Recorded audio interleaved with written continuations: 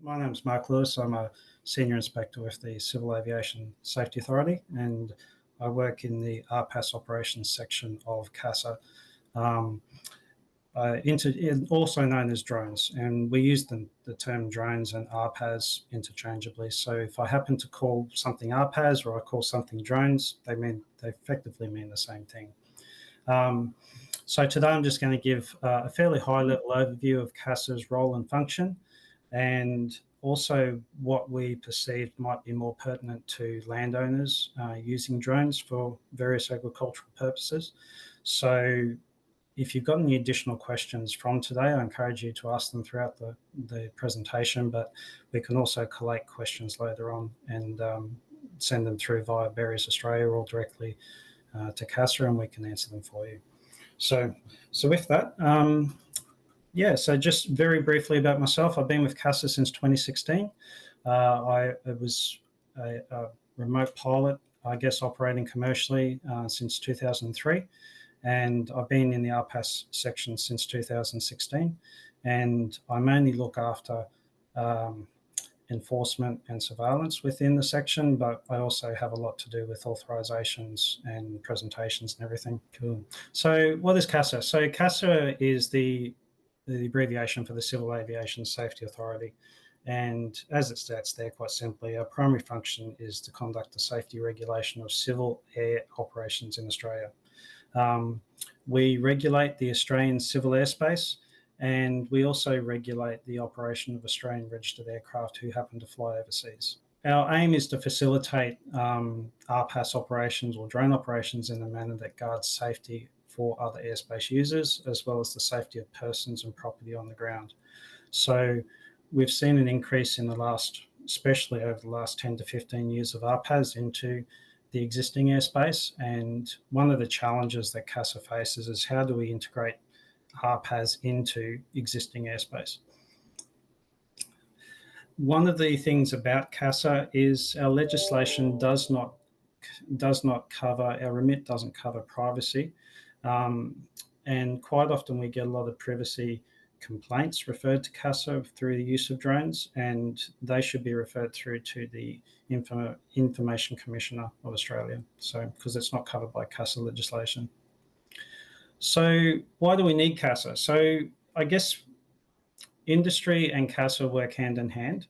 And so we develop, promulgate, and implement aviation safety standards. So our main aim is to maintain aviation standards to a high standard. As CASA, we have a very low risk appetite, and we maintain these standards through surveillance, industry events like this, enforcement actions, education, a whole raft of tools in our toolkit as regulators. When it comes to offering permissions and approvals to operators seeking them, there is a process that operators have to go through so that we can issue those approvals and that we're satisfied that, sorry, my phone is ringing, that they're fit to use and understand those approvals. So other things that we do, we encourage industry to maintain high safety standards through safety education, training programs and advice. And we like to, I guess, foster the awareness and the importance of aviation safety and the civil aviation legislation through compliance. We also like to promote consultation and communication with interested parties and aviation safety issues. And we have a number of aviation safety advisors who travel throughout Australia and conduct aviation-related seminars. And in addition to the inspectorate where I sit, we often conduct industry events and participate in workshops and other industry-related events all over the place. We do have a raft of other functions, not just necessarily issuing licenses to pilots. We do oversight maintenance, and we do interact with air traffic control. We have various different levels of pilot licenses ranging from recreational, private through commercial operators up to air transport, which now includes drones. So, remote pilot licenses in the early days required you to hold a manned pilot license of some description. Nowadays, you can go to a remote pilot license training organisation and get your remote pilot license through those channels. We also look at engineering and maintenance. It's not sections that I'm involved in, but we cover all aspects of aviation in that sense of the word. Okay, what we are not the National Transport Safety Investigator, the ATSB. So we work in partnership with the ATSB, and when the ATSB investigates incidents and serious accidents, they will reach out to CASA for assistance, and subject matter experts will provide assistance to the ATSB as part of their investigation. We're not Air Services Australia, and Air Services Australia are essentially air traffic controls. So when you're flying near a controlled airport, which is an airport that has a control tower at it, and they're providing aviation services, we work with Air Services Australia, but we are not that organisation. Okay, the branch that I sit in is the Remotely Piloted Aircraft Systems branch, and at the moment we have Australia-wide, we have 12 inspectors, 2 team leads, 1 manager, and 3 or 4 support staff. And for that, we need to service all of the RPAS users in Australia. So our branch is highly functional. Like we're doing a lot of things at once for the very small team that we have. So we're constantly developing policy and standards for remotely piloted aircraft because it is a technologically driven sector. It changes very rapidly, and we have to, our regulatory framework has to support that. So we provide regulatory services for operators. So within our legislation, there's a number of requirements in the legislation that says you have to seek a permission or approval from CASA. And that involves submitting an application to CASA, seeking an approval. And there's a bunch of requirements along with that application that an operator would need to fulfill. But the end result is inspectors like myself, we're responsible for assessing those applications and then issuing the approvals for operators to do certain activities. We oversight in the enforcement of the RPAS sector. So unfortunately, when non-compliance occurs or unsafe operations occur, we do investigate, we do review, and we seek appropriate outcomes. Now, that doesn't necessarily facilitate issuing fines. CASA does issue fines, but we always look to educate and facilitate, fixing knowledge deficiencies where possible so that the likelihood of non-compliance reoccurring is minimal at best. I guess one of the other things that we do, such as seminars like this, we're always engaging and building relationships with RPAS operators, industry associations, manufacturers, industry groups, everybody who has a touch point with RPAS. So what we're finding now is industries are popping up that didn't exist 10, 15 years ago. So we're finding that there's new ways for people to gain employment, new ways for drones to be used in various ways. So, unfortunately, our legislation is outcome-based, so it can accommodate a lot of things that people dream up. However, we find that we need to keep evolving our legislation as well to support the new technology. And then one thing that we are constantly doing and constantly reviewing is our safety education for RPAS operators and public awareness. The more we can educate both our licensed and accredited operators, as well as our recreational operators, as well as the public, we're hoping for safer outcomes and more compliance, but aiming to achieve that no one gets hurt by these things. So. Okay, might seem like a very simple question. Are remotely piloted aircraft systems aircraft? And the answer is yes, they definitely are. So essentially, there's the definition. However, in the past, people viewed drones as toys, and some still do. And we're educating people slowly over time. And they are an aircraft. They're simply operated by someone remotely, not physically located on the aircraft. So there's a different way to operate them. But yes, RPAS are aircraft. When we started off, so the current legislation started in 2002, and the terminology has changed over that time. So we, in layman's terms, we call, unmanned aircraft or drones. The current accepted terminology of an unmanned aircraft is an RPA, or remotely piloted aircraft, or more commonly known RPAS, which is remotely piloted aircraft systems. And we recently defined this in our legislation, the meaning of an RPA. So it actually is defined by how you use an unmanned aircraft. So an RPA is an unmanned aircraft used for commercial purposes. That's how it turns out in layman's terms. If you're using an unmanned aircraft for any other purpose than commercial, you're deemed recreational, and that is the definition of a model aircraft. So if you go down to your model aircraft club on the weekend and fly model aircraft with the other people flying aeromodeling, you are a model aircraft, and that will then steer you to certain parts of the regulations that you need to adhere to. And while there are some commonalities with commercial aircraft of unmanned drones, you have a subset of regulations that are just particular for recreation, just as there are a subset of regulations that are particular for commercial operations. Okay, everybody loves stats. So as of yesterday, I pulled the figures. So in Australia, we now have people who hold a remote pilot license. There are 40,079 people in Australia. So we have broken the 40,000 mark. It was late last week. And to give a quick comparison, the last time I looked at the stats for people who hold conventional piloted aircraft or manned aircraft pilot licenses, there was about 33,000, give or take. So we can say that we've safely surpassed that number as remote pilots.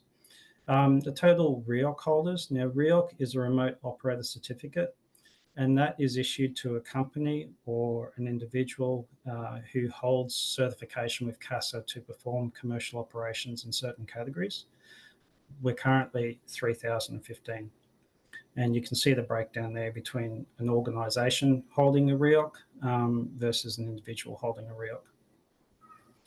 Accreditation, which is something I think that a lot of people in the room today will be very interested in.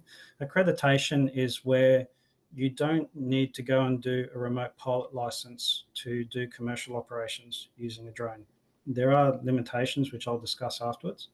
But at the moment, you can perform accreditation via the CASA website, and it's watching a very short video and then answering some multiple choice questions. And if you, I think off the top of my head, I think it's 85%. If you get more than 85%, you get accredited for 3 years. So effectively, if you do not wish to go and get a remote pilot license, but wish to fly commercial operations in the excluded category, you need to go and perform accreditation. So we have a number of individuals who have opted for that category. RPA registrations. So a little while back, the Australian government said to CASA, we need to have RPAs registered for commercial operators. So CASA was directed to put that system in place. And to date, we have had 84,962 RPAs registered with CASA. And lastly, the approvals, as in these are approvals where someone has sought a specific approval from CASA to do certain things. Since 2021 in January, we've just done shy of 8,000 approvals to date. So the team's been pretty busy. The next part of my talk will be what does an REPL look like, remote pilot license, and what does the excluded category look like? And it'll become obvious why I'm going to concentrate a lot on the excluded category for people who are looking at agricultural operations using drones. So a remote pilot license, as I alluded to before, it's a pilot license to fly drones, and it's called an REPL for short. And you now perform your REPL, or now obtain your REPL, by going to a authorized training organization that's approved by CASA to teach the REPL course. So the training organizations can be found on our CASA website, and you can reach out and contact those organizations and see which one is best fit for you. Organizations are Australia-wide generally. They do travel if there's enough business to remote locations to teach students, and alternatively, students do travel to the various locations around Australia where the training organisations are doing the coursework. So your first category with your REPL is up to 7 kilograms. And that encompasses a lot of drones that you see today for general drone use. So you can elect to do your next stage of license, which is a weight category from 7 to 25 kilograms. And then after 25 kilograms, it's by drone type and model or make. So if we talk generally speaking below 25 kilograms, we don't specify the drone make or model on your license. If it's between 25 and 149.9 kilograms, we will specify the actual drone type and make on your license. So the remote pilot license is valuable to an individual, but it's also necessary for someone if they wish to operate under a REOC, the company license, because they have additional privileges. So in very basic layman's terms, when you attend a remote pilot license training course, they typically go between 1 and 2 weeks, and there's a theory component and a practical component, and you need to achieve a satisfactory pass rate in both of those elements to be issued with a remote pilot license by CASA. When it comes to operating drones in Australia, we have two categories, two high-level categories, and that's commercial or recreational. I'm not going to talk about the recreational category for today because I don't believe it's relevant for what people are here for.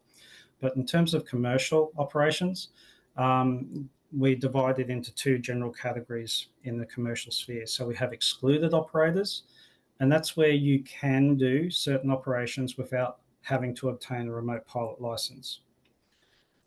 There are aspects where you need a remote pilot license, and that is the landowner operations, which I'll get to in a second. And then there's the operations conducted under remote operator certificate, and that's where you definitely need a remote pilot license. So think of a REOC as similar to a company like Qantas, where Qantas has an operator certificate from CASA as Qantas, and then they employ licensed pilots to fly all the different types of aircraft that they operate.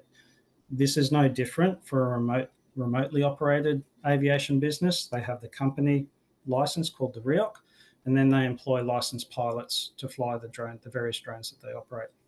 The advantage of getting a REOC is you have the privilege of being able to apply to CASA for additional regulatory approvals that are not available to an excluded operator.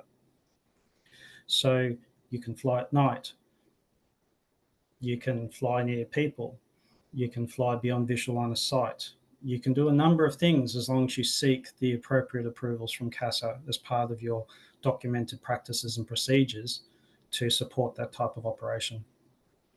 Whereas an excluded operator, you have a finite operational subset of rules, and that's it.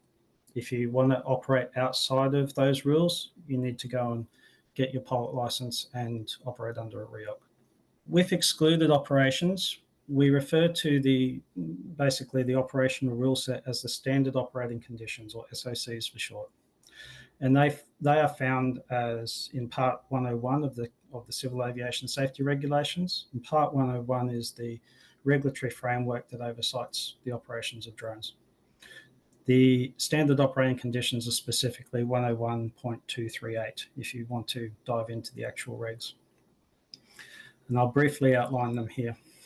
So there's about 6 to 7 basic rules, and these, for general terms, apply to everyone, regardless of the type of operation that you're doing. You're not allowed to fly your drones above 400 feet, or in the metric system, 120 meters, and this is above ground level. And the height of the drone is measured directly beneath the drone to the point on the ground beneath it. So,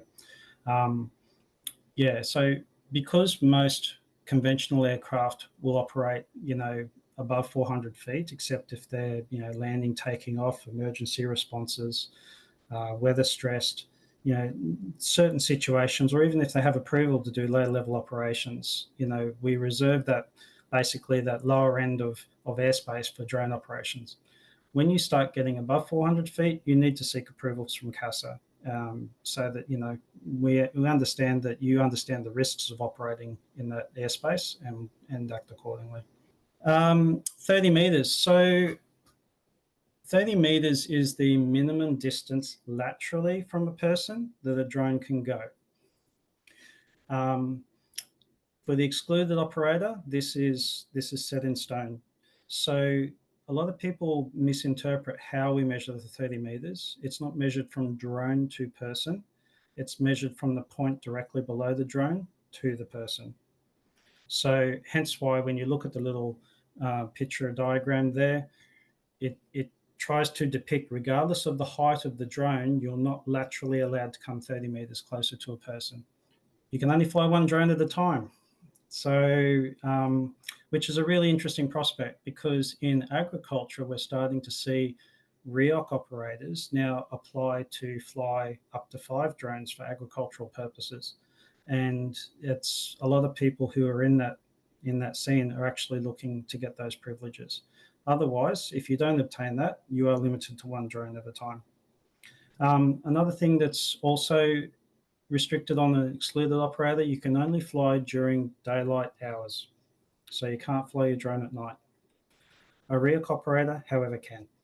And this is the difference between hopping out of that finite set of conditions into someone who has documented practices and procedures from CASA. All right. If you fly your drone for work, you must register your drone and get a license, i.e. an RAPL, or accreditation. So those are the 2 requirements for you to do commercial work. Registering your drone costs about $40 a year. It lasts for 12 months. So, it's important to keep an eye on that. But if your drone weighs 500 grams or more, there is a requirement that you register the drone for commercial work and pay the $40 fee. If the drone happens to weigh less than 500 grams, but you're using it for commercial work, you still need to register the drone. You just won't be charged the $40 fee. Another common sense one, unfortunately, that does happen from time to time, people don't follow. Don't fly your drone near, areas of public safety where an emergency operation is underway. These are typically, we find a lot of people put up a drone around a bushfire, and in doing so, they will ground, firefighting aircraft from being able to actively fight the fire from the air. So, not a good outcome for anybody when those situations happen. Populous area. This is a really interesting one, because the regulation is quite high level on this, and it says you must not fly over a populous area. What defines a populous area? Effectively, if your drone was to fail at any point in flight and it fell, and there was a reasonable chance that it would injure somebody or cause damage to something below the drone, then you would have breached the populous area requirements. So drones are not certified aviation products like manned aviation is. When you hop on a Qantas jet and fly somewhere, that is a certified aviation aircraft. We know the maintenance schedules of it. We know when things are likely to fail, and we don't know this about drones. So it's made overseas by someone in a factory to an unknown standard, and we have to act accordingly. And one of the biggest ones, you must not fly your drone in a way that creates a hazard to another person, property, or aircraft. So fly safely. You don't want to be injuring people, damaging property, causing an aviation incident. So that's not a good thing to do. And lastly, I'm pretty sure it's the last one. You must keep your drone within visual line of sight. And the regulation doesn't put a distance on this. My eyes will be different to somebody else's eyes, so I might be able to see a drone further or less far away than you would. So we define visual line of sight as your ability to locate, orientate, and navigate the drone with the naked eye. You're allowed to wear glasses, but that comes with the territory. If you don't satisfy any one of those 3 elements, then you are operating beyond your visual line of sight capabilities. So it's important to understand that a small drone, which would only be like a foot across, as some of the small consumer drones are, they'll disappear within a few hundred feet, where if you can see them, they're there. But if you yawed them left or right, your eyes wouldn't be able to detect the difference. A larger drone, you could probably fly it further away and orientate it differently, and off we go. And excluded operators are not allowed to fly within 3 nautical miles or 5.5 kilometers of a controlled aerodrome. That is one that has an aircraft traffic control tower on it. So there are caveats to that, but if you just keep it at that level, where we don't want drones is near commercial aviation when they're coming into land and taking off, and that is highly regulated and for safety reasons. But drones do operate from all airports all over Australia. We work very closely with ASA and the operators to allow that to happen. So this is a very basic diagram, and this is found in our legislation, specifically the Manual of Standards, Section 4. It talks about where you can fly your drone, where you cannot fly your drone. And we try to not only give people, written explanation as to what they can and can't do, but also try and diagram it as well.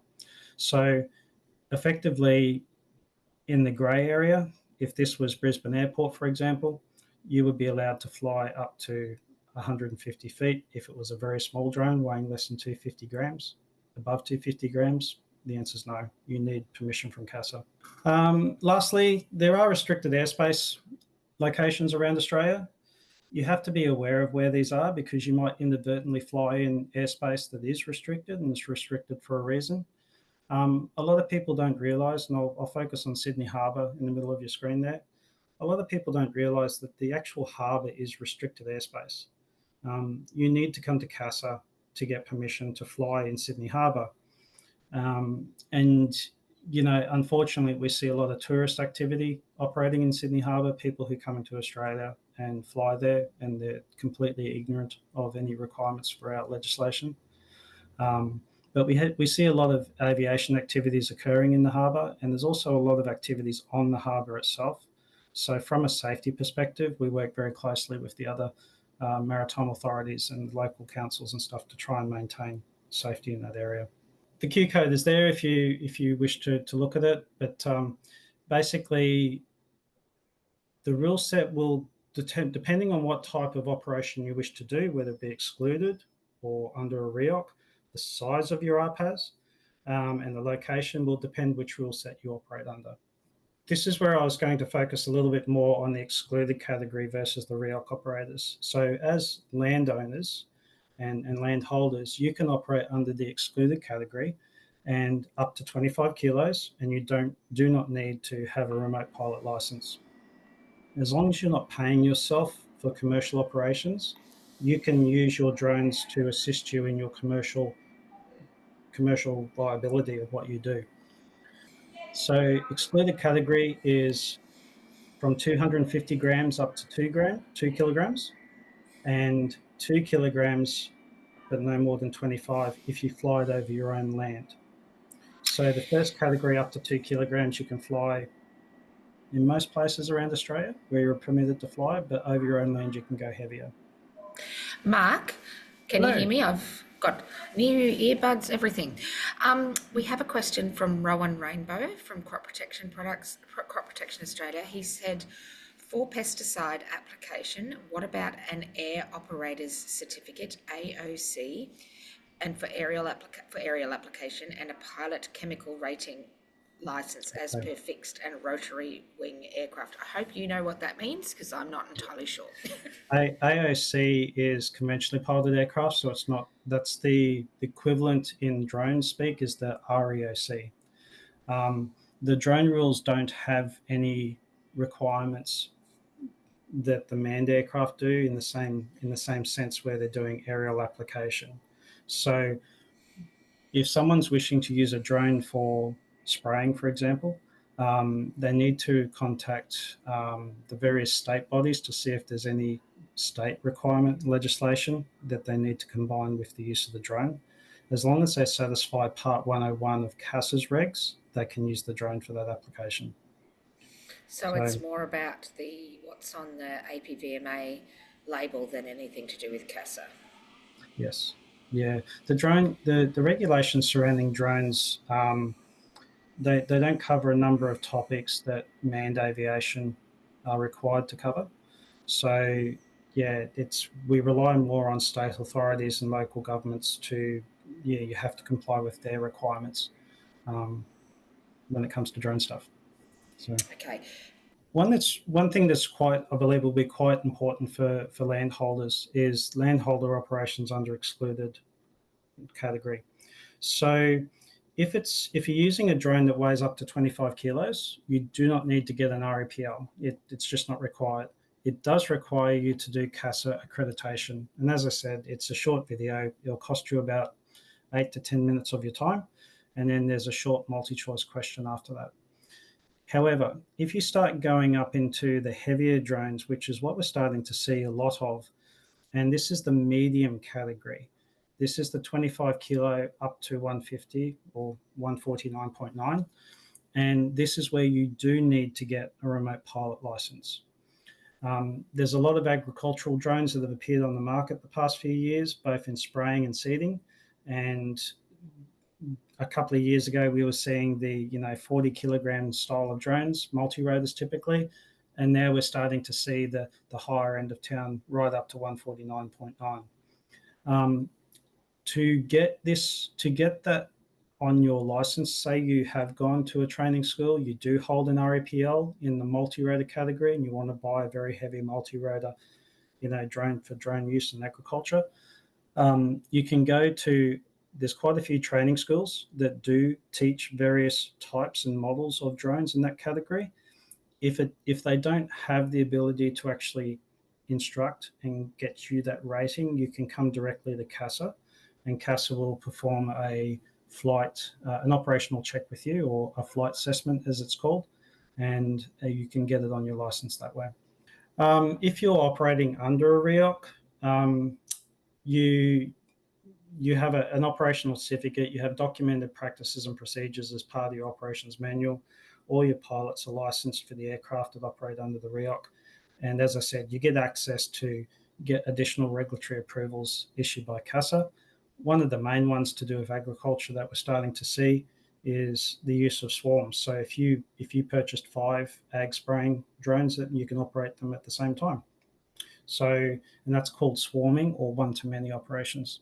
Just to cover the categories really quickly, the first category is very small, 250 to 2 kilograms, 250 grams to 2 kilograms. These are typically your Phantoms, your Mavics, and you see a lot of these things, especially being sold in shops throughout Australia. And these generally are your consumer level drones.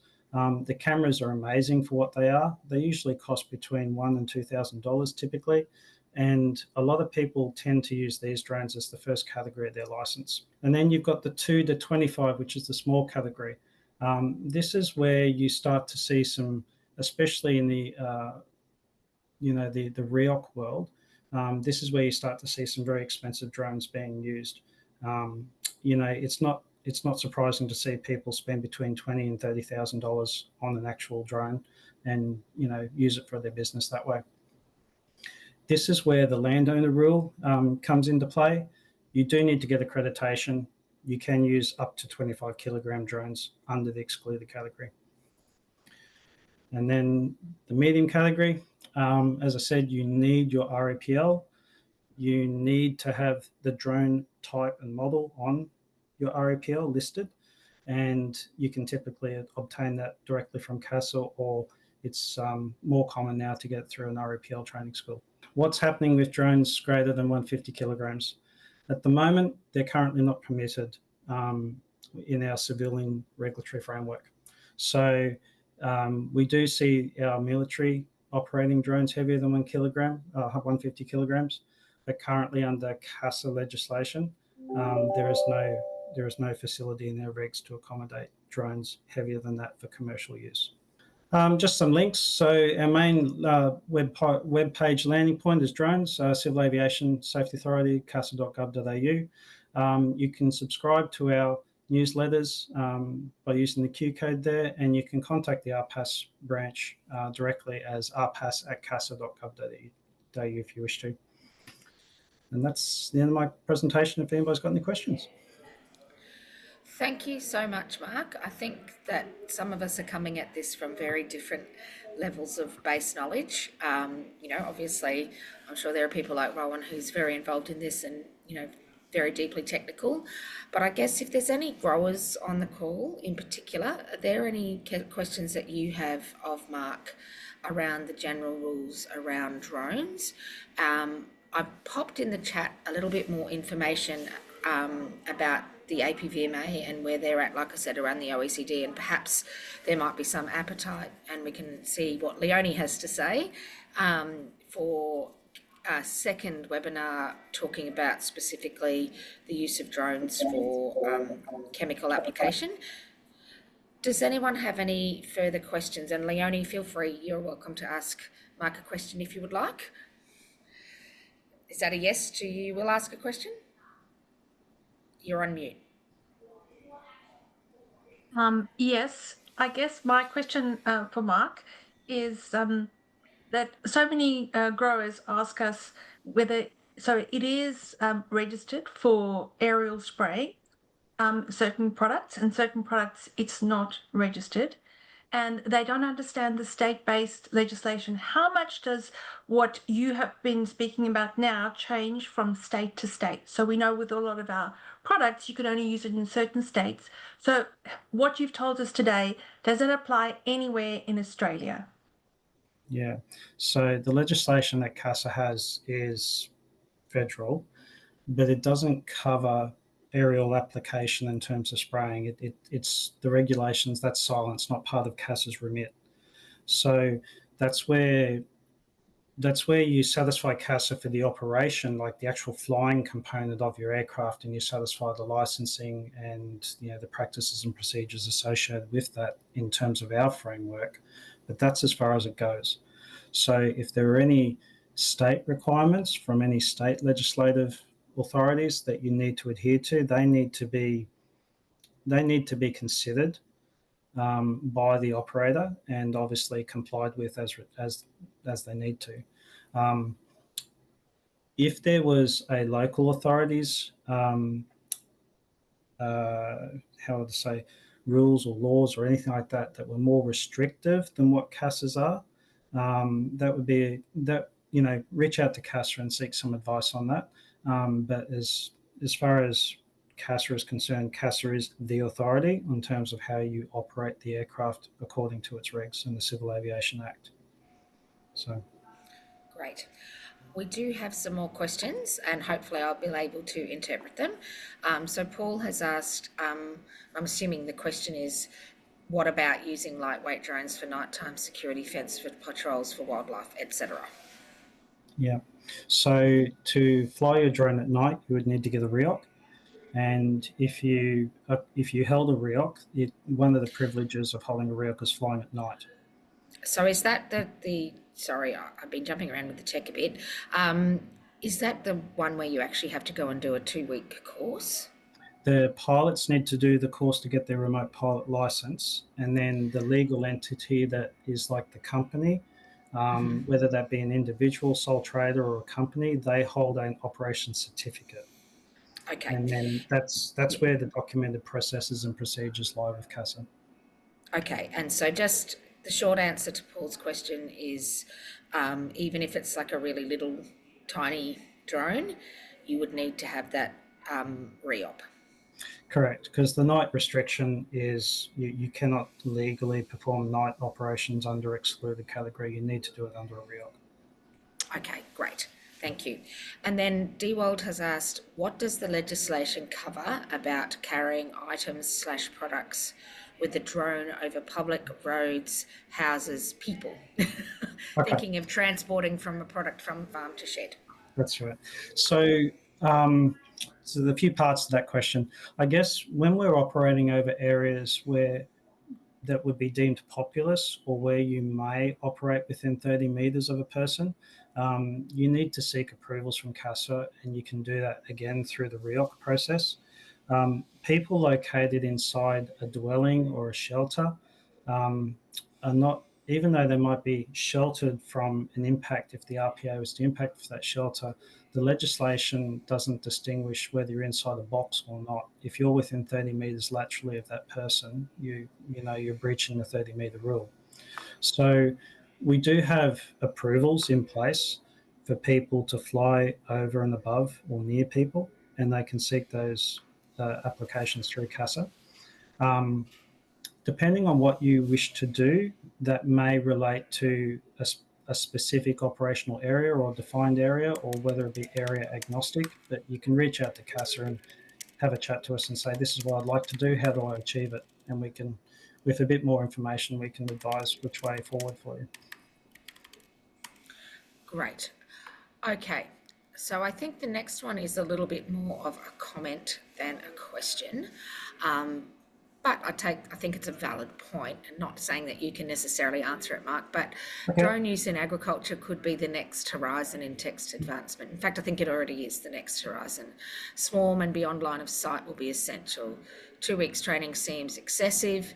Current regulations seem very restrictive for broad uptake within agriculture.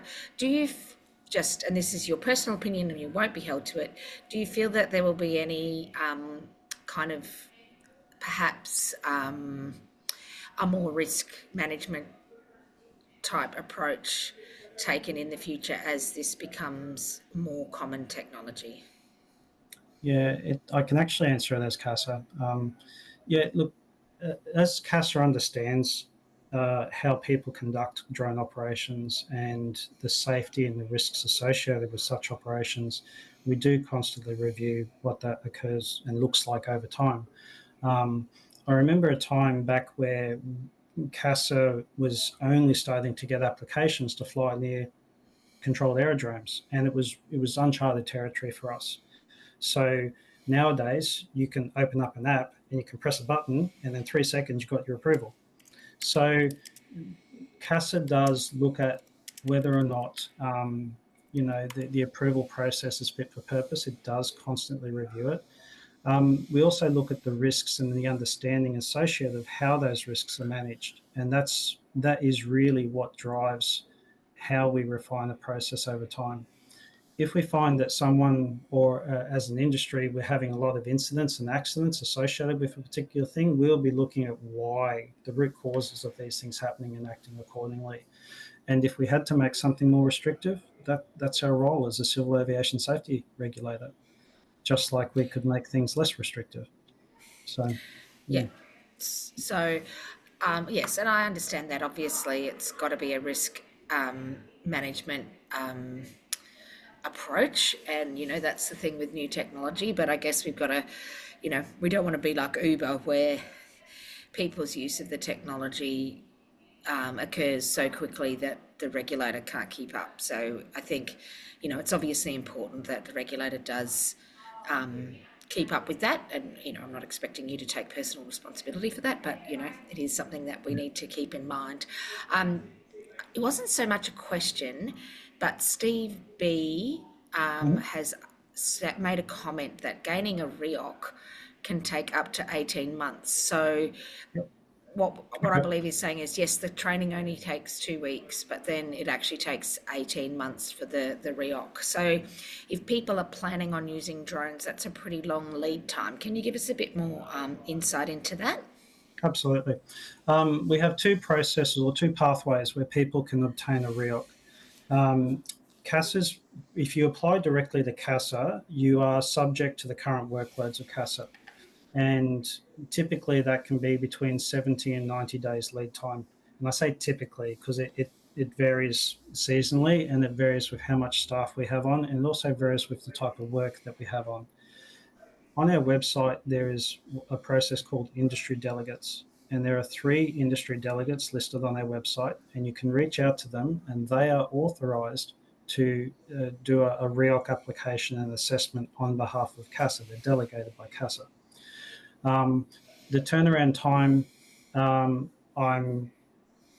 I've seen in the past, and I haven't seen too much different to this, but the turnaround time is a couple of weeks.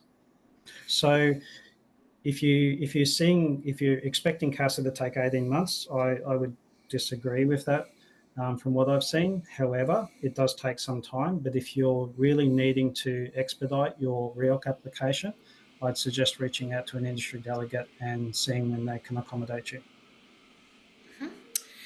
Rightio. Now, I'm appreciating that you've got to go at 2:30, I do.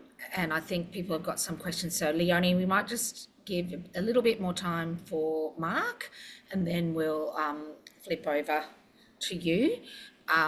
So, I've got a question here that's from Rowan again. Mm-hmm. For exempt SOC exempt operators, it's clear you must land. If a commercial operator with a REOC is already operating in place and a fixed wing aerial applicator arrives in the area, who has priority and what is the protocol for communications via VHF radio? That sounds Okay. very technical to me. I'll hand that to you. All right. Few elements to that question too. There's no differentiation depending on which category you're flying. You cannot present your RPAS as a hazard to another aircraft. It's the regulation is 101055. It's called hazardous operations prohibited. So in layman's terms, it means that as an RPAS operator, you must give way to a conventional aircraft under all circumstances, regardless, even if that aircraft may be not permitted to be there for whatever reason, right or wrongly, you must give way. So a responsible operator, regardless of what category they're flying, if they perceive that they're in the way to maintain their deconfliction requirements and situation awareness, land as soon as safely possible to do so, remain on the ground until such that time as that relevant event is passed, then take off and continue onwards. That's what a safety conscious operator should do. The problem is with VHF. VHF is the frequency that the aviation radio works on, and not all operators of manned aircraft are required to carry a VHF radio. So if you work on the assumption that they're not carrying a radio, even if they're required to, or they're not even on the right frequency, or it's not functioning as intended to, even if you have a radio, a handheld radio that has limited range as a remote operator, I would advise that you need to be observant in the area that you're operating. You should be able to hear low-flying aircraft. You should be able to see them. You should be able to act accordingly instead of relying on the radio that may or may not be able to deconflict for you. Great, thank you. We have another question from Paul. For the likes of farm fence patrolling, how do we handle pre-programming of flight plans / paths to follow a set fence line and leave it to go without us being in physical control all of the time? Yeah, it's an interesting prospect, isn't it? Yeah. Okay, so when we're talking about automated operations, and I use the word automated, not autonomous. So you should always have a human in the loop in terms of your flying, and you should be actively monitoring your flying at all times. If you're operating this aircraft to do your fence line monitoring, and it is, if you remember back to my definition of visual line of sight that I explained how that's applied in the regs. If you're operating beyond visual line of sight, you should be operating under a REOC with a beyond visual line of sight approval. So they are quite a number of REOC operators have them. They're becoming more common. But that is how that you would do that in the compliance method under our regs. If you push the button, set it down, and don't pay attention to it, you're really not acting responsibly as an aviator. How can you avoid any incursions that might come in? How can you avoid the tree branch that it didn't pick up because you're relying on its obstacle avoidance? How can you determine if something failed on the aircraft and it crashed and accidentally set fire to the dry grass near the fence post? So, if that's the level of responsibility someone wishes to take when operating these things, it's not going to be viewed well by CASA in those lights if it came to light. So. And Mark, we have a question from Matt, who's another grower. Would there be a possibility in the future, sort of an agricultural operations certification, i.e. over your own land with fewer restrictions? So the short answer is possibly. Yeah, and one of the things that CASA is really good at, I'll find the link on our website and I'll provide it to Berries Australia. But you can actually reach out to CASA with input into regulatory ideas and reform, and put the idea forward, and state the case, and basically build up the case to say, hey, this is, as industry, this is where we think it needs to be. I'd also encourage you to reach out to industry groups such as AAUS, and confer with the people of those organisations, and you can come to CASA and say, hey, we think this is a great idea. This is something we'd like to see the regulator consider, and then we'd look at how that can be accommodated in our regulatory framework. So we always look at it through a risk-based outcome approach. So if there's some way that we can make something less restrictive whilst maintaining the same level of aviation safety we currently have, we're open to it. So the caveat I would say is these processes don't happen quickly. We'd all love it to happen yesterday, but the reality is these things don't happen overnight.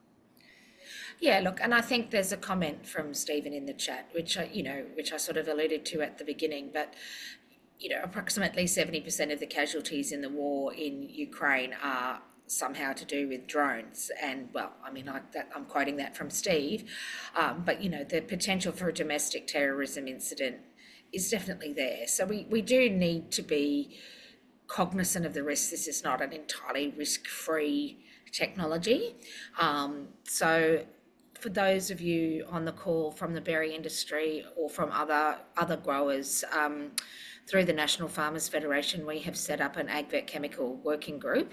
And whilst drones are not only used in terms of AgVet chemical application, we certainly are looking at this issue, and potentially, and Leoni's on that group too, so potentially we can actually take up your offer, Mark, and have a look and see whether there's any specific regulatory requests we can make. And I like that idea of the agricultural operations certification and that kind of stuff. So there's opportunities there, and as your friendly neighbourhood industry association, we will be keen to take those forward. So feel free to either contact me or your IDO with any specific ideas.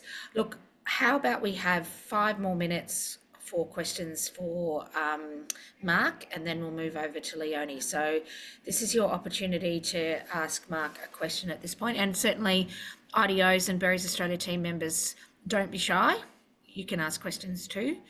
But yeah, it certainly sounds like it's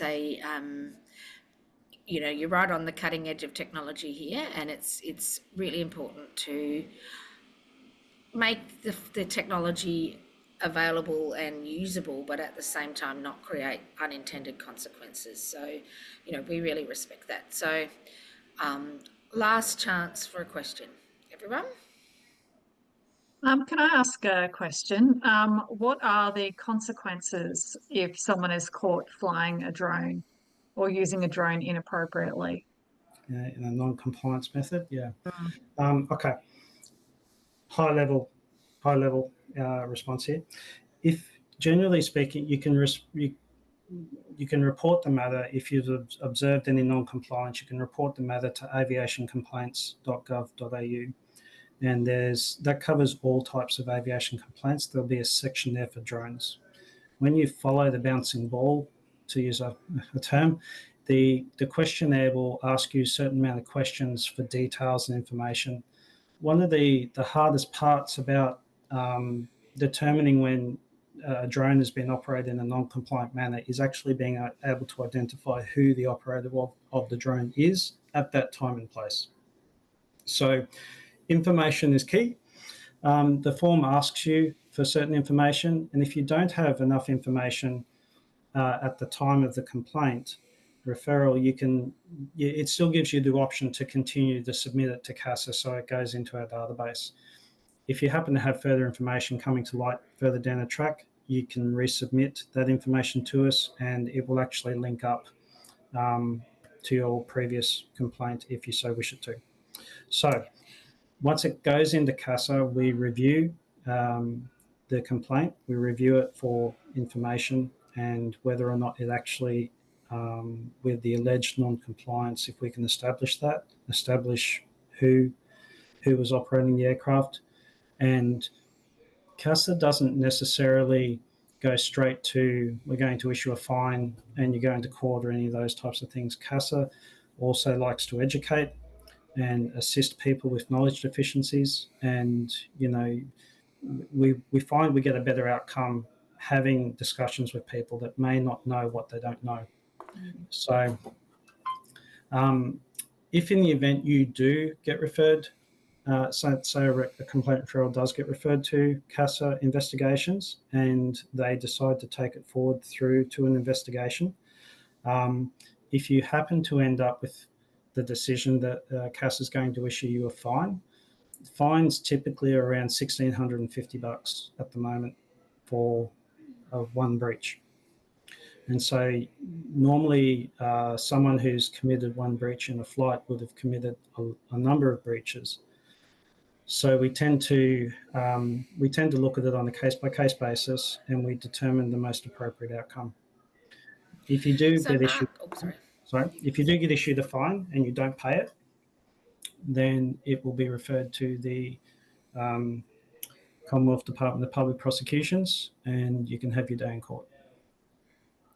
Now, Mark, I found a little cache of questions in the Q&A box, which I hadn't hitherto realised existed, because it's a bit different when it's a webinar than a normal Zoom conference. So Nick has actually put his in the chat, and he's asked, with weight categories for each drone, does that include payload capacity for each drone? Yes, it does. So if you're flying in the 25, like the 2 to 25 category, the small category, say your drone is 25 kilos, that is your maximum takeoff weight. The moment it goes over 25 and into the medium category, then you would have a new maximum takeoff weight and it'll push you into that category. Okay. Now, I've got one question here, and it's probably pretty relevant to the berry industry. Is it practical to use drones within netted enclosures, and would this concern CASA? The answer is yes. So when you're operating a drone inside a netted enclosure, you are deemed to be operating indoors. As long as that drone, you can demonstrate to us that if the drone impacted the netted closure, that it's not going to escape it. And for the safety of, say, people that might be watching the drone near the netted closure, you've got sufficient risk mitigation strategies in place if parts were to come from the drone from that impact and then hit people outside the netted area. So you have to take into those considerations. Indoor operations are actually quite common with REOC operators, and I'm not sure how people came to the conclusion that if you're operating indoors, the rules of CASA don't apply. No, they do apply. You're operating an aircraft, you just happen to be operating it indoors. However, you do get more freedoms when you're operating indoors versus operating outdoors. So, Mark, because obviously a lot of the berry industry does operate under nets or even under polytunnels, how would we find the information specific to that sort of under net operation if we were to make a fact sheet or something? I would say, can you email me? And then I can have a look into it a bit more.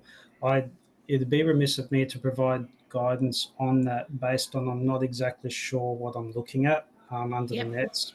Because when we're operating indoors, the definition of operating indoors is you can't escape from the outside. As remote as that possibility may be and I'm having a good educated guess of what you've just told me, those risks have to be considered and mitigated for us to look at how that would occur. So when in doubt, reach out, and then we can provide some guidance back. Look, I think that might be something we absolutely do because, netting under nets is a big thing for us, as is under polytunnels. And I think important that we get the right information to our members. So we'll take that as an action on notice for Berries Australia. Alrighty, well, we're here at 10 minutes past 2. What we might do is hand over to our second speaker, Leoni, who is from the macadamia industry. But just in case Leoni's in the middle of her talk when Mark has to go, just want to say a really big thank you for providing such a comprehensive perspective and really drilling down into the issues. And I think we've all also really appreciated your willingness to keep the conversation open and not just kind of say these are the rules, stick to them or else. I think your willingness to say, well, let's work together to explore how these new rules can operate in real life. And we will keep talking to you as Berries Australia and developing resources and material for our members. But just want to say a big thank you to you for giving up your time this afternoon to speak with us. Well, thank you for the invitation, the opportunity. And yeah, it's if anybody wants to reach out to CASA, more than welcome. I'll leave my email address with Berries Australia, and you can pass it on to those who would request it. The only caveat I will say is, in my regulatory role, I perform a number of operations, and if you're emailing me and expect me to get back to you within an hour or so, it might be a bit difficult, but I can generally get back to you with some guidance and advice pretty smartly, and I'd encourage people to reach out. Yeah. And what we might do, Mark, is definitely for the berry industry, we can maybe send the questions to your IDO and then we can collate some questions for Mark so he doesn't get 27 people asking the same thing. And then obviously there's representatives from other industries, but we do try and talk to each other. So if we were to make a sort of a fact sheet of drone use for protected cropping, then we would absolutely share that with our fellow industry bodies. So lots of things to think about, and thank you for your time, and we'll try and manage the questions and see if people want to come through us, that might be manage that for you a little bit better. Thank you so much. And now I'd like to introduce Leoni. So Leoni is the Industry Development Manager for Australian Macadamias. Is that right, Leoni? Leoni and I have worked together on a number of issues over a number of years, and Macas have been a bit in the forefront of this conversation. So I'll hand over to Leoni now. Thanks, Leoni. Thanks, Rachel, and thanks to everyone else for having me today. I'm just going to share my screen, and I'm going to be sharing with you some of the things that we have learnt in macadamias with regard to drone spraying usage more generally. So I'm used to having growers, consultants, and every man and their dog interrupting. So please, if you have a question, just put it on the chat, and Rachel and Wendy just stop me anytime, and we can keep going with questions. So like I said, I am not from the berry industry. I'm from macadamias. I help farmers to interpret research, to apply that on farm, to be more profitable, productive, and sustainable. And drones is one of the areas that we really have been looking into.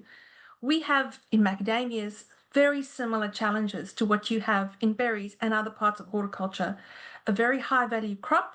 That means obviously we need to protect it. Rising quality expectations. We have labor issues, not nearly as many, I think, as berries do, but rising costs, and labor is obviously our highest cost. The time pressures that growers just are very time poor, and the requirement for pollination and, as I said, protection. So where can drones fit and help us in all of those categories? So I've just listed a few for you today of how we're using drones in macadamias, and then some thoughts about how we can use them going forward in berries as well. So one of the areas is definitely mapping and imagery, where we have had satellite imagery for a long time now, and we're using that quite extensively. Drones can give you a slightly better image because it's a closer distance above the canopy, and it's also pretty easy to get, and it's really quick. So for those of you that know a little more about the multi-dimensional spectrum of light, I apologize, but I'm just going to go and do a simple 101 for everyone about some of the multispectral images that you can take. So our human eye only sees a small portion of the light that is reflected off everything in our environment. And so you can see there the small little section. And cameras and other multispectral technology can pick up a much greater spectrum of light. And so the one that we use the most, and certainly for most crops, is NDVI, which is a normalized difference vegetation index. Basically, just tells you the difference between the reds, the greens, and the blues in the canopy.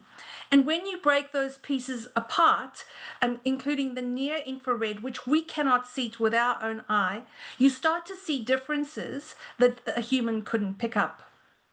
So there's been a lot of movement in this and a lot of new technology, and it's a very exciting space.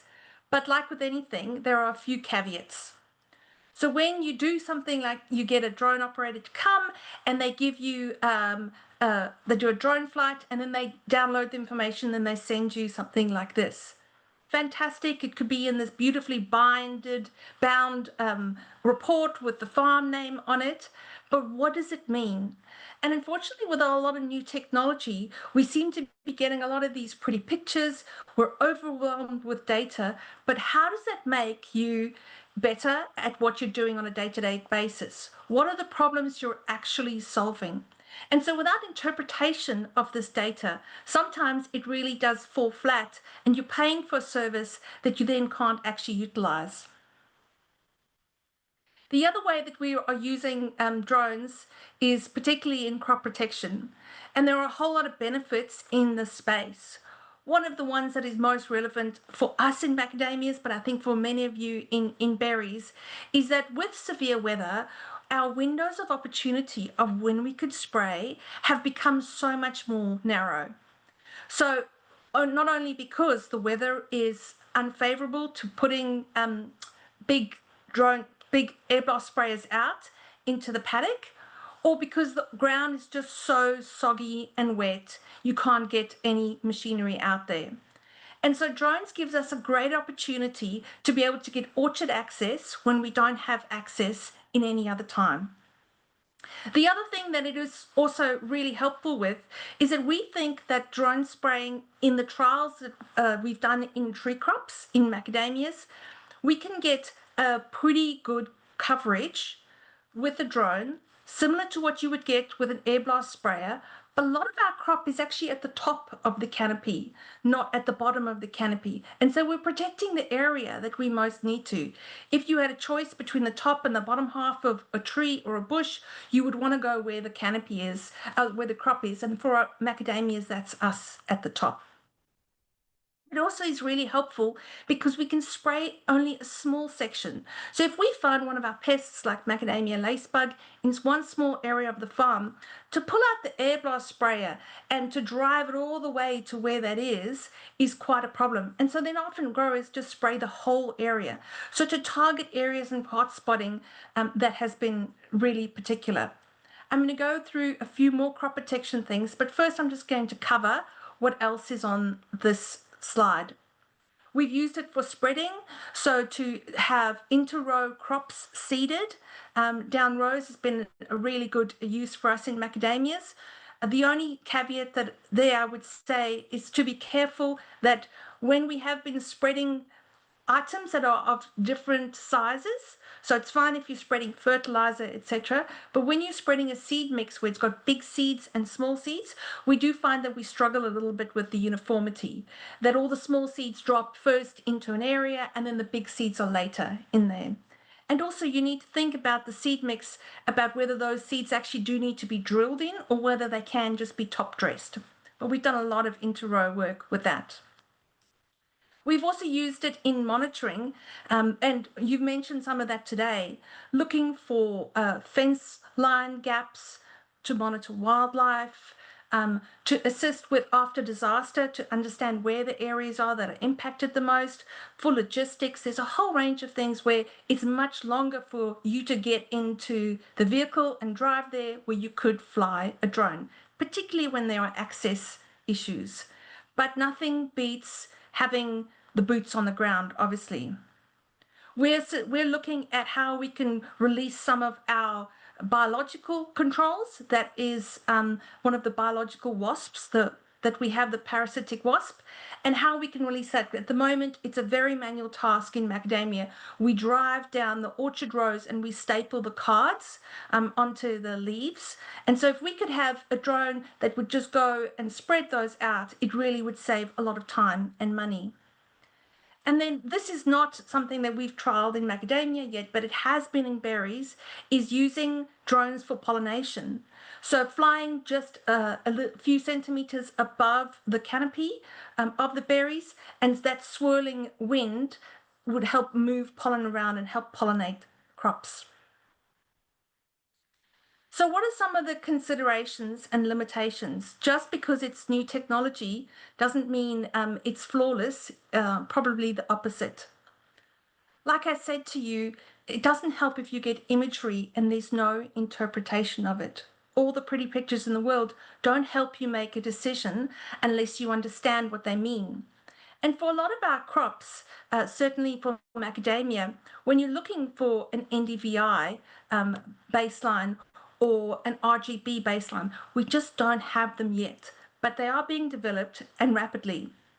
If you do have a company come and do any sort of drone mapping or imagery on your farm, one of the things to ask them is who owns that data? So often this is part of a subscription service. So next week, if you want to move to another operator, or if, let's say, the company goes out of business, do you still have control and ownership of that data, or does it sit with the contractor who came and did the work? As much as all of these new technologies are saving us time and money, like I said, there is nothing that beats boots on the ground. And so some of the imagery that you get from drones does need ground truthing. You need to walk and check a certain representative section, particularly where you can get imagery that'll say the trees are stressed, but it doesn't tell you why the trees are stressed. You need to go there to see whether they're waterlogged, or whether there is a pest, or whether there is some other issue that you didn't know. And then you always need the context. I think, unfortunately, what's happening with new technology is that we're developing technology faster than the problems that we have for it. So often when you see ag tech companies trying to get their traction in their business, they're finding a solution and then finding the problem. Really what you need to do is find what the most limiting problem is on your farm and then see whether you can use a drone and it's helpful for that. I'm so glad that Mark covered all of the aspects of a regulation and licensing, because that's not an area that I'm an expert in, but it is essential. You are flying a aerial vehicle and you need to follow all those regulations. But think about social license. There are neighbors who would be very happy for you to do that. And then there are other neighbors, and we know this well in so many of horticultural crops, that won't be. And so the way that you operate that drone is really important to consider the community and the social license aspect of what we're doing. Now to go on to some more crop protection restrictions and considerations, things that you should be thinking about.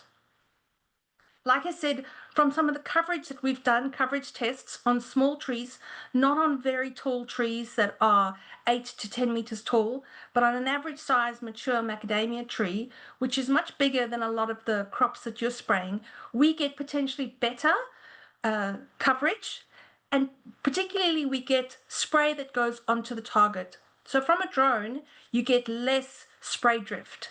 Now that's a huge benefit to us because of social license, because of all of the regulations that we have. We want to only spray and the spray to go on the target. So there is huge potential there as opposed to our traditional air blast sprayers. Unfortunately, and I think this is where sensible legislation needs to come in, that spraying as by drone is classified on a spray label as aerial spraying. And so even though there is quite a different action between a helicopter or a light plane spreading chemistry and a drone, which is pushing down the chemistry towards the crop, they still are classified the same. And so you need to check which products are and aren't available. And it's very clearly marked on the label whether you can use it for aerial application or not. But it's not just about whether you can use it aerial or not. There are other restrictions in terms of volumes per hectare and also the concentration that you can use. And so I'm going to give you an example. This is a permit that we have for a product called abamectin for the use of control of thrips and mites. And it's a little small, but if you can see in the green section, it does not say at the top, do not apply by aerial. So we think, great, we could probably use it. But then under critical use comments, it says, apply via orchard air blast or misting sprayer, applying sufficient water to obtain thorough and uniform coverage of foliage and branches. Must be applied in dilute or concentrate sprays, but in no less than 1,000 litres per hectare. So if it says that you have to apply it with an air blast sprayer, as is the case with this, and we have asked about the mister, whether drones apply, and we're still waiting for an answer on that from the APVMA. But that means you can't use a drone if it says you have to use an air blast sprayer. And also, the average drone will only have 50 to 100 litres that it has a tank capacity. And so potentially you're only putting out 150 or so litres to the hectare. And this clearly says that you can't do a volume less than 1,000. So make sure that you read not just all of the label comments, but all of the critical comments below as well. What we've done in Macadamia is that we have developed a database of all the chemistry that we have registered. We've used our strategic agricultural review process as the basis, which had a whole range of comments on the IPM rating of the chemistry, the regulatory risk and landscape, some key label comments, and then we have created a column which is usage considerations. And the little plane with a line through it means that you cannot use it aerially, so it can't be used in drone spraying. The beaker is if there are any volumetric limitations, whether you could only use a dilute or concentrate, and if there are any export limitations. So I would take cheers, Mark, have a good day. I would take a look at all the chemistry that you use on an annual basis in your farming operation and write down common sense icons that this one can't be used aerially or this one can't be used as a concentrate spray, because we most likely will have to use concentrates at a certain concentration factor if you're doing drone spraying, because the tanks just aren't big enough. So just because it's a drone and the air is swirling around, we think, oh, the coverage has to be great, but you still need to check. Just like you would check for any other sprayer, you need to use water-sensitive paper, the kaolin clay or UV dye to check coverage. The image in the middle is a nifty little app. For those of you that don't know, that's called Snapcard. It's a free app that you can download, and you can just scan your piece of water-sensitive paper, and it'll tell you the coverage factor or the coverage percentage on that particular piece of paper. You can't also discount the use of good old flagging tape. And I'll give you an example, and this is a berry example. So this is a picture of a berry farm, and they were not getting very good coverage. And so their pest consultant went out and tied little pieces of a flagging tape to their normal air blast sprayer. And you can see on the right-hand side, they were getting pretty good coverage. But on the left-hand side picture, the nozzles were pointing in the right way, but the veins weren't. And so they were spraying down onto the ground instead of onto the crop. And so flagging tape can be a really good way for you to see coverage. Now, flagging tape is quite tricky on a drone. But what you can do is tie the tape instead to the bush, and then run the drone along, and then you'll see how much coverage you're getting, how much air displacement and distribution you're getting through whatever crop that you have. So a few considerations to think about in spray management, calibration, and coverage when you're using drones. Firstly, you need to be licensed, as Mark has gone through very clearly, licensed about operating the drone, but then also licensed for any sort of chemical operation. So there's two types of licenses generally in most states. There's an operator license, and then there's also a contractor license, and that varies state by state. So make sure that you're aware of what licensing you need, and all staff have that. Obviously, PPE still applies just the same if you're using drones for spraying, and following all the label requirements and the safety data sheets. Like with any spray volume, you need to first understand or determine what your dilute volume is. That's the baseline. When you have that dilute volume, you can then work out, well, I'm now spraying at 150 litres per hectare, or whatever your drone is capable of, and then that helps you understand the concentration factor. This is all aided by your target crop volume, so working out what the volume of the crop that you're spraying is, and that helps you understand the dilute volume and also the travel speed. Leoni, Yes. Leoni, can you hear me? Yes. Now, Victor has a question in the chat, and Victor is a grower, and I'm assuming his questions is around this particular conversation. His question is, has coverage been assessed both on top and underside the leaf as well as inside the canopy, and how does it compare to conventional spray equipment? So there are a couple of ways, like I said, that you can test. We've done tests with both water sensitive paper and also UV dye. And sometimes the UV dye is actually a better way to test, because particularly with an item like a nut, it's sort of a round ball, and we want, if we're using fungicides or any other products, we want to coat it completely. And so water sensitive paper is a 2D target, and we're trying to spray a 3D target. Whereas if you use UV dye, it'll show you where it's gone in the canopy. So that's quite helpful. So we've done those, water sensitive paper and dye.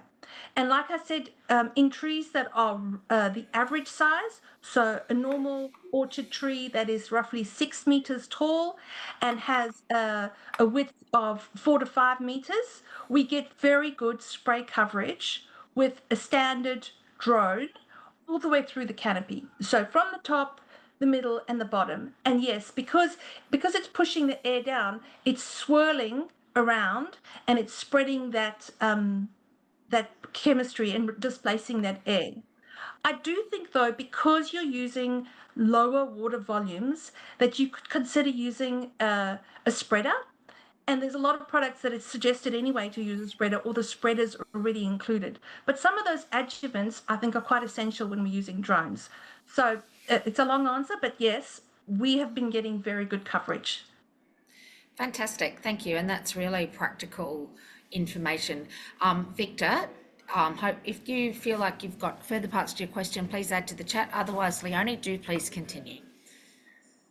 So besides understanding the dilute volume you're starting with for an orchard, if you were using an air blast sprayer, and you've determined that using the crop volume, you also need to know the coverage factor. Now, this is generally applicable for denser crops like we have in orchard trees, but check what you're spraying and that if there is a common coverage factor that you need to be using.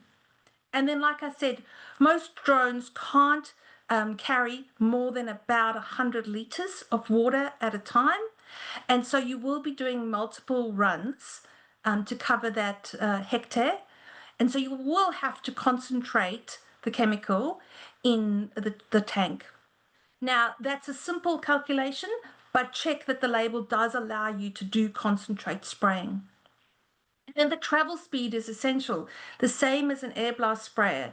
If you travel too fast, you will be pulling the spray behind you and it won't be dropping down and directed onto the crop. And so how the operator works the drone is just as important as the product that you've put into the tank. Again, air capacity is a really important thing for us to understand. So checking with coverage tests, checking how much air that drone is pushing down onto the crop. Smaller drones will have a smaller capacity and they won't be able to penetrate the crop, and bigger drones will. So check that you see that swirling, that you're replacing all the air in the canopy with the spray-laden air. And where that's going, are you maybe pushing it too much through the canopy, in which case you might have to take the drone higher away from the canopy in distance, so that you're not spraying it in the bush and out. And like anything, the nozzles that you use make a big difference as to whether you're spraying from a very fine to a coarse droplet. And often on our labels, it does have a droplet specification. And so you need to check with the drone the spray contractor, or if you have the drone yourself, what nozzles you have and what the droplet size is that they're putting out. Like I've already gone through coverage checks. It's just as important as you would with any other spray. And also think about agitation. A lot of our air blast sprayers have really good agitation systems in them. If you get a spray contractor or if you have your own, how are you agitating that product, particularly when you have things like wettable powders that need to be in a suspension? There's still all of the same best practice and tank mixing rules apply, even if it's a small little tank. So applying, and you'll see all the way on the right, step by step, the known common way that we apply chemicals so that we don't have any incompatibility. And for most people, it's recommended to do a jar test when you're doing tank mixing. It's the same for a drone, probably even more important. And then, like I said, I think adjuvants can make a big difference, spreaders and wetters, if they are allowable to get greater spread of the crop. Obviously, you can't fly the drone, or you can't spray with the drone if the weather conditions aren't ideal. The other thing that I will add into this weather conditions is that if you're going to get a contractor to come and do spraying, they generally will come out first and they'll map the area, map the farm that you want to spray. That means it's locked in now, and when they come and do the actual spray operations, it's a bit quicker. At that point, when they map it, they'll assess all the potential obstacles. So whether you have power lines in the way, and that's usually the thing for us that is most difficult, is power lines that go across the farm, and they'll have to navigate around those. If you have any tall trees that are encroaching in around the crop, that is difficult. So anything that's going to cause the drone to stop. So that'll all happen in the mapping phase. So if you're thinking about having a drone spraying done, get them out on farm just to map. It's not an expensive exercise. In macadamia, and again, my experience is in macadamia, not in berries, if you get a spray contractor out, it costs about $150 per hectare to spray. If you get a drone contractor out, the going rate at the moment is $120 a hectare. So it's actually cheaper if you get the same coverage, you get orchard access when it's difficult, and you're saving the soil compaction and all of the other issues that we have with the impact that big machinery has, for a cheaper price. You do need to think about the filling schedule. So it's not just as easy as filling it once. That drone is going to come back constantly, and so it constantly needs to be filled. So think about the point of where you will be filling it from, both with water and chemistry. So Leoni, we've got a question here from Jane. I'm not quite sure if I understand it, but I'll have a crack. It says minor crop industry issues for drone use are current minor use permits and current label and permit wording, which we've already discussed. Many of these chemicals are allowed to be applied by drones in our export markets. 75% of products were exported to the US. How do we work together to overcome this in a timely manner? Well, I might have a crack at this. So first of all, Jane, we are working together to try and overcome this, but like I said, it's around alignment with the OECD guidelines. So APVMA is aware of it. I believe it's on their to-do list. We will certainly work together through the NFF Hawke Council, Chemical Access Committee to try and pressure them to prioritise it. But there's not much Australia can do until the OECD gets its house in order, because we want to make sure that everything's in alignment. So, Leoni, did you have anything further to add to that? Yeah, so macadamias is the same. 75% of our crop is exported. And so we're extremely conscious of what we're using and to stick within those guidelines. Unfortunately, when you see a label and it's allowing aerial spraying, most likely it's older chemistry. So much of the new chemistry, the selective chemistries, don't allow aerial spraying, and it's complex for a number of issues. If they want to have an aerial use, they have to have done that when they first applied for the label, and they have to have done all the regulatory work to apply it by aerial. And if when that product was first brought into your crop, no one even thought that it might even be used that way, there is no use pattern then for aerial. Now, the figures that we've been given are that it's approximately $100,000 to get a label where it's, let's say, got air blast spray application allowable, to get that to be changed to do the data for aerial as well. So imagine for every single one of your chemistries in berries, if it was $100,000 just to get that aerial use pattern, which is where some of our constraint is. So we're hoping that the APVMA can work with us and to come up with a more sensible legislation, which potentially separates drones into its own category.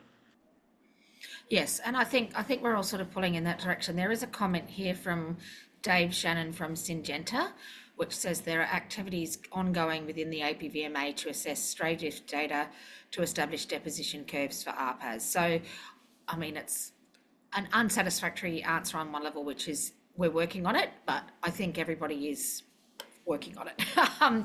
Right. I do have another question here, Leoni, which Yes. is from Josh Squibb, sorry.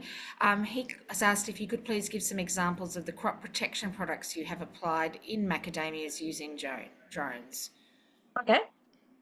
Can do. So I said to you, we've created a agrochemical overview for macadamias, and so I'll go through the list.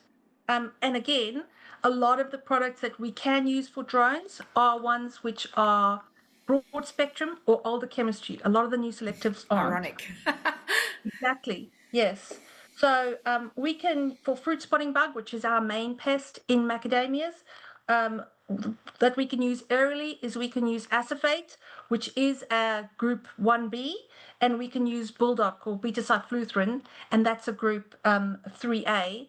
So, and then our next, one of our main pests, which is macadamia nut borer. There are a couple of products that we can use. We can use again bulldog and acephate, and also we can use mimic. So for powder caterpillar, we can also use Lepidex or trichlorphon, and we can also use a lot of the fungicides. So carbendazim, we can use tebuconazole. So a lot of those are applicable, and you don't have the aerial restriction. Does that answer Josh's question? Okay, I'll take that as given. So task for you, Rachel at Berries. I will send you our macadamia version, and you can work on creating a berry version for berry growers.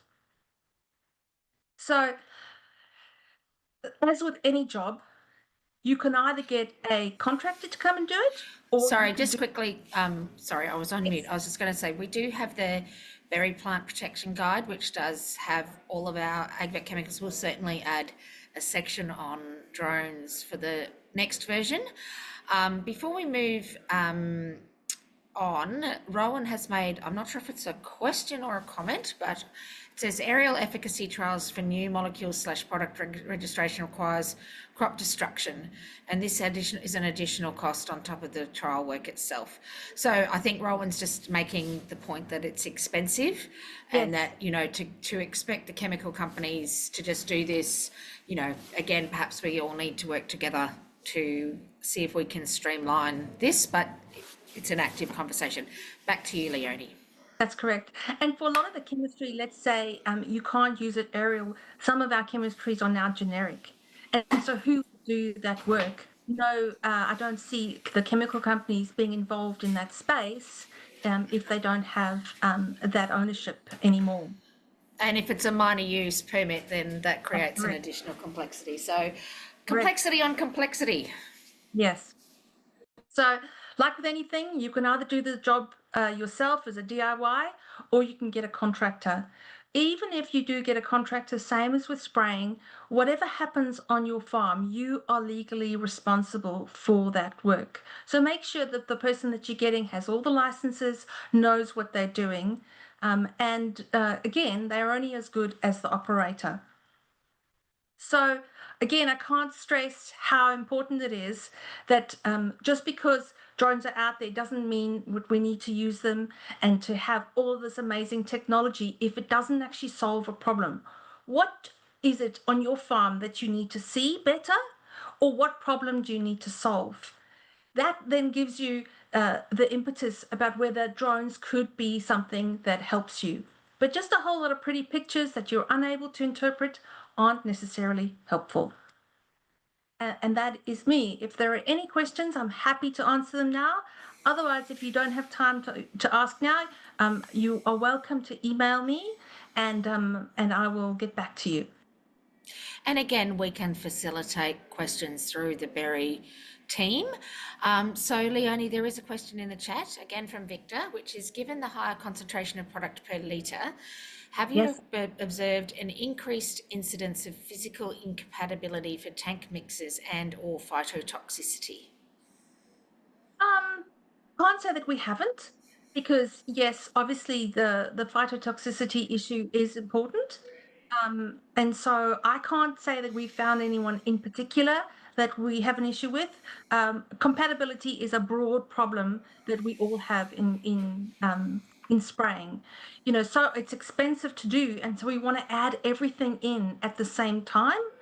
And so all we can do is ask the chemical companies if there are any known incompatibilities. But you're right, concentrating it can only potentially worsen those. So I think, again, doing a jar test is one of the best ways. And then even spray a small section at that concentration rate. You could probably do it with a backpack sprayer rather than before the drone contractor comes out. Spray one bush or a small area with a backpack at that concentration rate, and you can check a phytotoxicity issue then. Yes, no, thank you very much. Hey, Leoni, perhaps you could stop sharing so that we can see you in living bigger and bolder, or can. So, yeah, no, that was okay. So here we all are. Just so you know, I'm in the Victorian Strawberry Association office, and it is absolutely freezing. So thank you very much to Leoni. Has anyone got any final questions for her? And pop them in the chat, or if they occur to you. I think my observation from today is that, you know, this is a really new area for everyone, and the regulatory framework is catching up to the technology, and so there's going to be a few lumps and bumps along the way. What I really loved about your presentation, Leoni, was the reflection that just because the technology is there, you don't have to use it, and it's important to really think about why. We all like a new toy, and drones are kind of pretty fun, but we actually need to think about what the value is to our business in terms of using it. At the same time, I think that there are some really incredibly interesting ways that we can use this technology to certainly cut down on the workload, cut down on labour costs, improve the technology, all of those kind of things. So I think, what I'm going to propose potentially to the IDOs, and feel free any of you to jump on, but perhaps we might revisit this session in maybe a year and see where things are up to. And look, I think if people wanted to contact us in the meantime, please go ahead. I'm just going to check I haven't got any random little questions in the Q&A that nope, they're the ones from before. Excellent. I think that this is an excellent example of how we can work together across industries and help each other. You guys in Macca's, seem very well down the path of having thought about this. And I think, perhaps and look, I really appreciate, Leoni, that you made an extra special effort to include berry examples and make it relevant to our growers. So that's, we're really, really appreciative. So if we're in the same room, I'd give you a bottle of wine to say thank you. But considering I'm in Victoria and I think you're in Lismore, it'll have to be next time I see you. But just before we do wrap up, are there any final questions for Leoni or for the Berries Australia team? Oh, yeah, really good. Lots of really positive comments though, so that's good. Wendy, as the coordinator of this particular session, is there anything that you'd like to say before we wrap it all up? No, I'd just like to thank everyone for coming along, and for Leoni and Mark in absence here for presenting. I know it was a bit daunting because we didn't give a lot of scope because we didn't know where the questions were actually going to lead. But thank you for coming along, and for all of the growers and industry that are attending. If there are topics that are of interest to you that aren't being covered, by all means, just contact myself, any of the IDOs. We'll do our best to find out the best experts and put it together as a webinar. This webinar is going to be edited and then it will be available online for you to access after as well. So if there's anything you want to refer back to, that will be available. So Wendy, does it go on our resource library? It does, that's correct. Excellent. And for those of you, if you haven't made yourself familiar with our resource library on our website, it's actually an excellent resource. Basically, any talk, berry press presentations, stuff that we've had in our magazine, you can search it up by author or topic, and it really is a big and useful resource for the berry industry. And so I'd just like to say thank you once again to you, Leoni, and like I said, you can hold me to that bottle of wine. Also to all of the berry industry people who came along today. I know you're busy and it's great to have you along. And also really happy to have some guests from the broader stakeholder community. I think it's really important that we all work together and share our knowledge across industries, and you're very welcome, and I hope you found it useful. And thank you to the industry development team from Berries Australia through the Hort Innovation Project who put this on. I think it's been a great initiative, the webinar series. And like Wendy said, if there's a particular topic you would like covered, then let your friendly IDO know, and we can pull something together like this into the future. And because I'm sure if it's something that's bugging you, it's probably bugging a lot of people. So thank you very much again for your time, and look at us finishing 5 minutes early. So thank you very much, everyone, and thanks, Wendy, for putting it together. Bye, everyone. Oh, we do have, oh no, that's an old question, don't worry. Oh no, another question there. Okay, so there's, sorry, someone just saying they want to be part of the bigger movement. So welcome to the movement. We do have Hort Innovation on board with us, and they are involved in this, and we are making sure that they understand the issues that we have in horticulture and how this is a really a space that could make a big difference for us. I Yes, think indeed. the question, sorry, just to interrupt. I think the question was about for crop industries that don't have a levy in place, how they work together with levied industries. By all means, just reach out to us. I mean, obviously, you presumably have a committee or you have growers that are interested.